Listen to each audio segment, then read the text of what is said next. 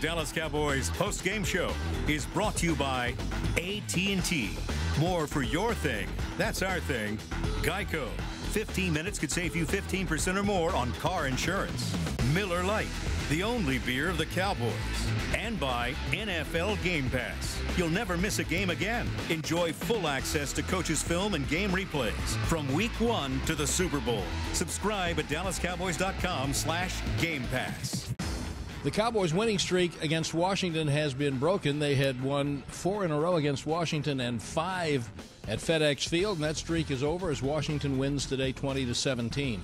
Welcome to the Cowboys postgame show. Brad Sham and Babe Laufenberg. This was a game that looked like it was headed for overtime. Brett Maher's field goal from 52 yards hit the left upright after a really unusual illegal movement penalty against LP Ladisar, and I'm not sure he gets a penalty a year, but that will obscure the fact that the Cowboys just weren't good enough offensively again today. Well, as you know, Brad, this team is predicated on running the football. And Zeke Elliott, 15 carries, 34 yards. They could not run the football. Long run of 6 yards. For this team, it's probably going to get them beat every time. Dak Prescott almost brought them back down the field to a tie. And let's hear some of the post-game thoughts from the Cowboys quarterback. Yeah, I mean, just putting my head forward to get the first, and safety came in, just made a good hit, put his helmet right on the ball. I've got to do a better job taking care of the ball, knowing a lot of hands and a lot of people are coming around right there. I got to put 2 hands on it and hold it tight. It's one of those situations I've got the ball and getting ready to extend it if I need to, and safety just puts his helmet right on it. Good play by him.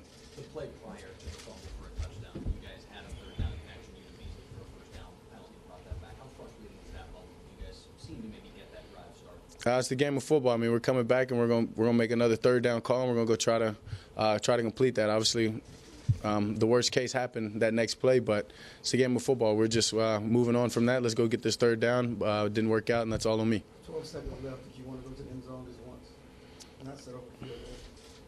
I mean, that's where you're crossing your fingers and hoping at that point. We're just getting the run, getting the time down, obviously, and then just putting ourselves in a position for a makeable field goal. They shut down Zeke in the running game. How much did that handicap the offense and put it on you? Yeah, they did a good job at that. I mean, and we just had to go out there and do what we could in the passing game to try to lead this team and give ourselves a chance. How stunned were you by the penalty and the missed kick at the end? I mean, I didn't see any of that. Obviously, all I see is them jump. I don't know if we flinched or whatever it is, or something that you go back and you check out, but frustrating. But I had all the confidence and the faith in Brett making that kick, and just off the left upright. He's the best kicker in the game to me. I trust him, and he'll have many other chances to keep us in the game and win us the game. So he's a great kicker. You went from 40 last week against a great defense to struggling to score 17. Can you put your finger on what sometimes this offense is going from scoring a lot to struggling to score easily? Yeah, I can't.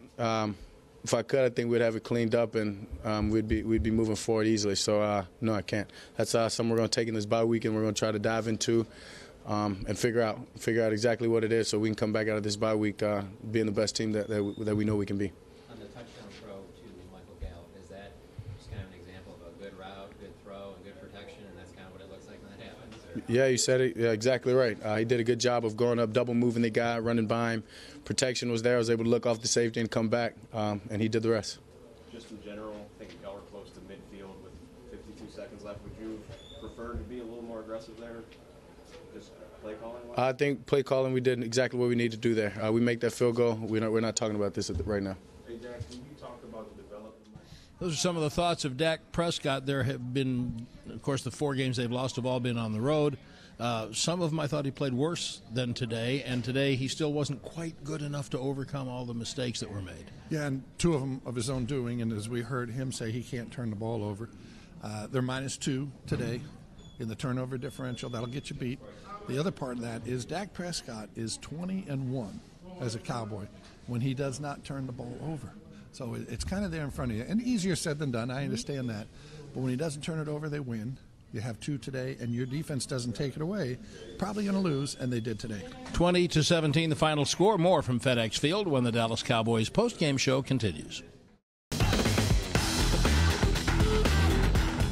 Welcome back to FedEx Field to the Cowboys postgame show. Brad Sham, Babe Laufenberg. Dallas falling to Washington 20-17 today. Cowboys rookie tight end Dustin Schultz got back on the field and made an impact right away. Big first catch, so congratulations on your first catch. Appreciate it. Yeah, it was good to get that one out of the way, right? It's like, you don't feel like you can settle down in the game until you get hit. So that was nice to get that one out of the way early. I know you've been a little frustrated being on the sideline the last few weeks. There's been numbers games that have done that as much as anything. What have you done to try to get better in practice to get back on the field? It's extremely cliche, but I mean, taking it day by day and really trying to bring it in practice is the biggest thing.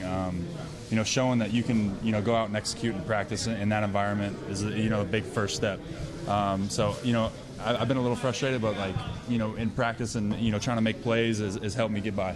And that play that you made today, your first career reception, congratulations, goes for, I believe, 12 and a first down. Good one. Is that kind of an easy one for you, though, when you get that naked boot and the ball's right there and it's kind of a soft, you're not trying to fight traffic, or is it more difficult because you go, shoot, ball probably felt like it was taking about 10 minutes to get there? So I took a peek out in front to make sure there wasn't any corner about to come off, but those ones kind of sometimes catch you off guard if you're not if you're not aware enough, right? And they light you up. Exactly. Yeah. So luckily it went great. And then you have been down for a couple games inactive, started out on the active roster, part of the 53, but then you sit down.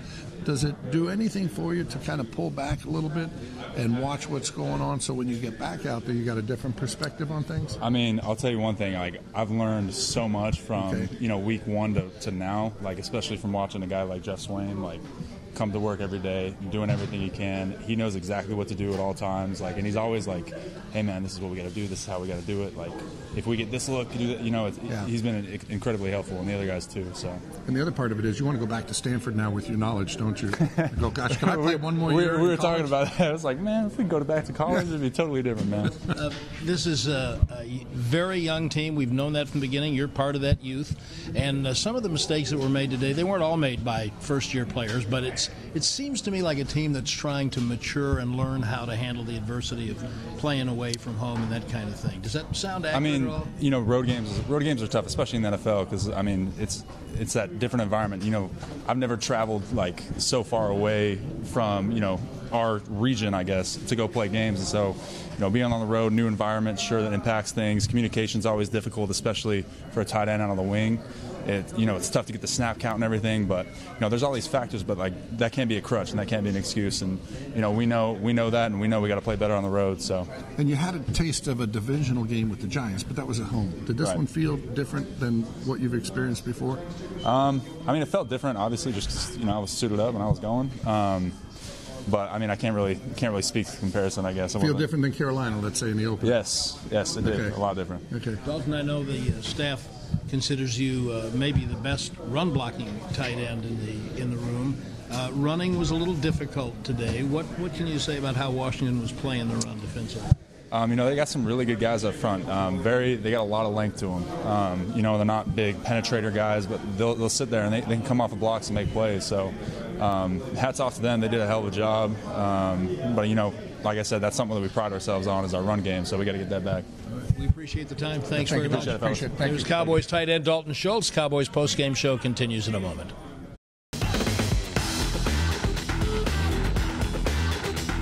Welcome back to FedEx Field. It's the Cowboys postgame show. Washington 20, Dallas 17, the final score today.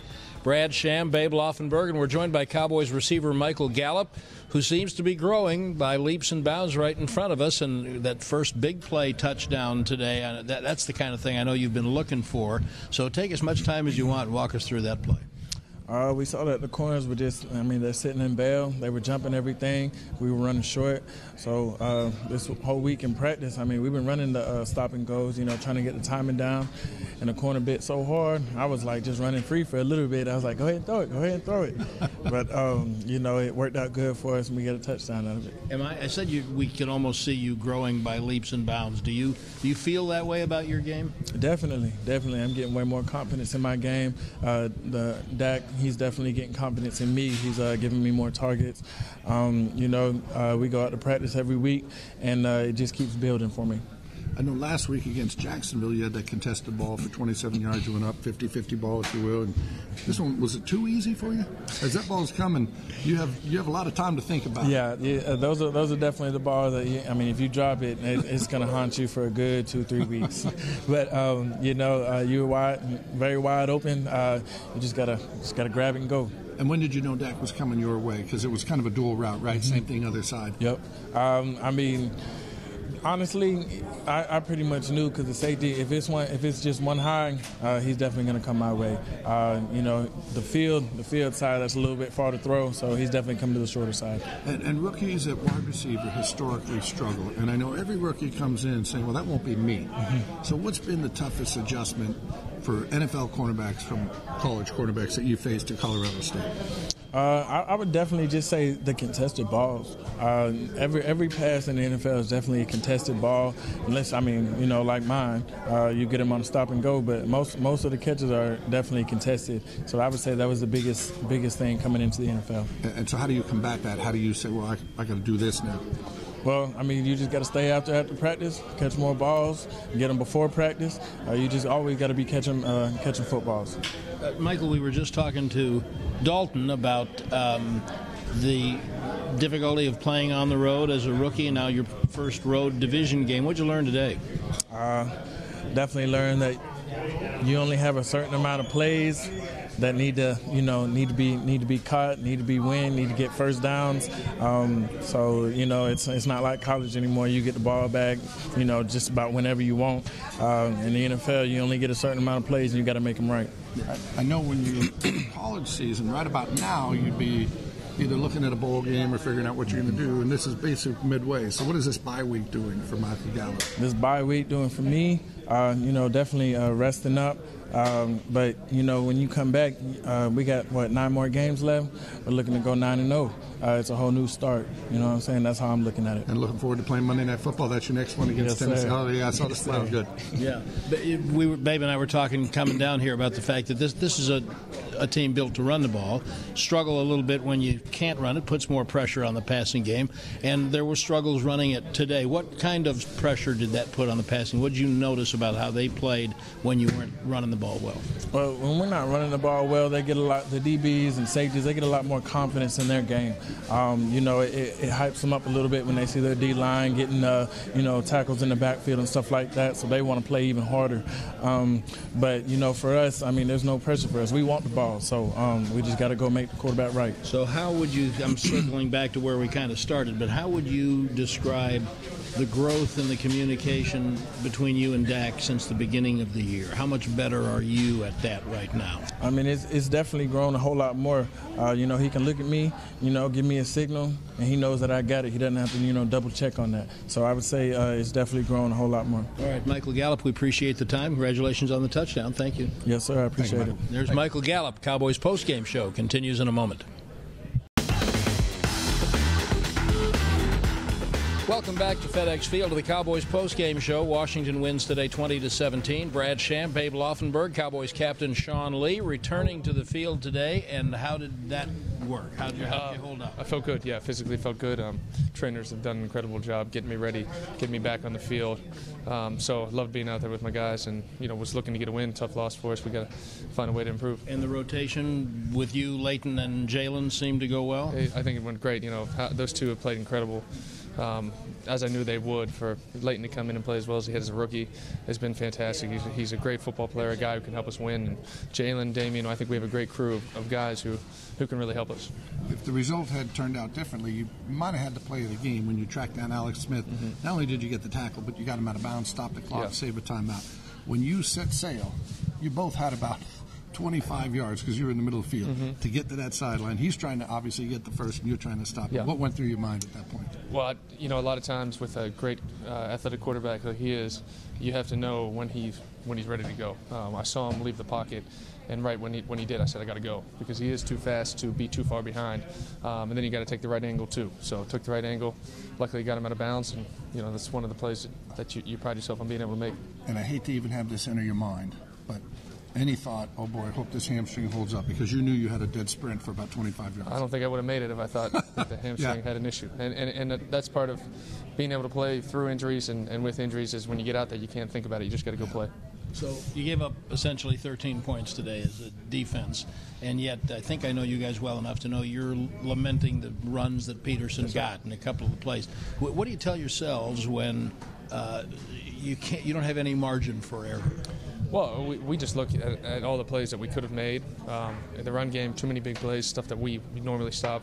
And then, getting the ball out. We have to find a way to get the ball out. That's something we pride ourselves on. And, we didn't cause any turnovers today, and that's a big deal. Even with the loss, you're really right in the thick of the thing. Philadelphia lost today. You'll get to see Washington again. So what's the mindset now? The mindset is coming out of the bye. We have a lot of season left. Like you said, the division's close, and we have a really good football team. We have to find a way to be consistent and start stacking wins together. But if we can get on that roll, we know we can be a great football team. Just have to put the work in. Do you have a good football team, or do you have a young, growing football team that's figuring out how to win? Well, I think we have a talented, good football team, but we do need to figure out how to win close games like this. Winning division games that are close, particularly on the road, is the difference between making the playoffs and not. And we didn't do that today. We have to do that if we want to get in the playoffs. And really, they came out, they go on the first drive, touchdown, first points, I believe, that you guys have allowed on the first drive. But after that, pretty much shut it down. Was there any change at all in what you guys did defensively to stop them after that? I think the coach is just getting us on the same page. I mean, they're incredible being able to make adjustments in the game. The coaching, defensive coaching staff, constantly talking to us on the sideline, making adjustments at halftime. I mean, they're incredible. How much knowledge they have as a crew, and they've really made us better football players. So you didn't wait till halftime to make adjustments? I think we're making. I always laugh at people. Well, we're making adjustments every day. That. We're talking after every series. What are they doing? What could they do? Yeah. People say halftime adjustments. I said if you wait to make your adjustments, halftime, game's over. You're making it after every drive. Yeah. I've seen some teams, you have too, where you go into the bye having lost, and it's really hard because it just kind of sit and you marinate in it. But as Babe said, this division is still sitting out there. What does this feel like? If there's frustration right after this game, what does it feel like going into this bye with this particular team?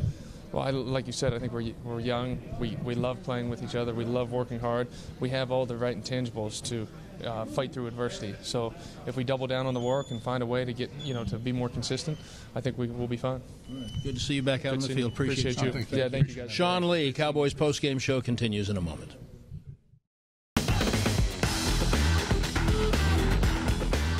Welcome back to FedEx Field. 20-17, Washington, the final score. Brad, Sham, Babe Laufenberg, again, 20 points would have at least got the Cowboys to playing more. The inconsistency of the offense today was one where they just couldn't get out of their own. Once they finally figured out Cole Beasley was on the field, the penalties and the drops kind of undid them. It feels to me, Babe, like a young, immature offensive team trying to figure out how to win.